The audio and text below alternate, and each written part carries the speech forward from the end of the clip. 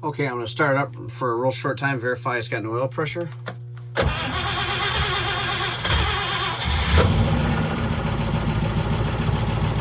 See, it doesn't move.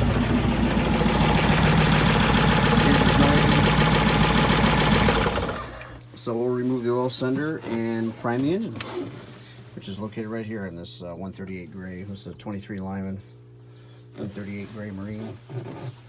We'll prime her up and she should have pressure when we come back. Okay, what I've done here is I've got the oil pressure tank.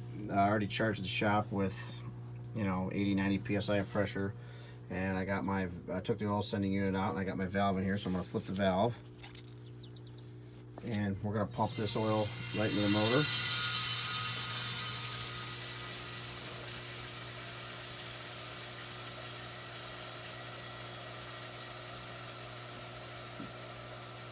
Which is almost done. So when we come back, we'll see what she does. Okay, I'm done priming. I'm going to start up, see what we got. Look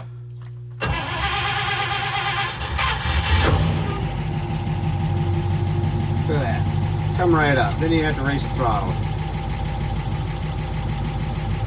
Plenty of pressure. Raise throttle.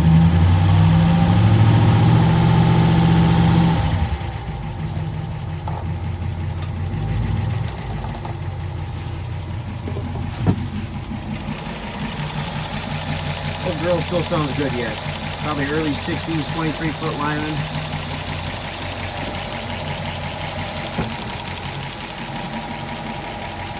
Still go again for another year.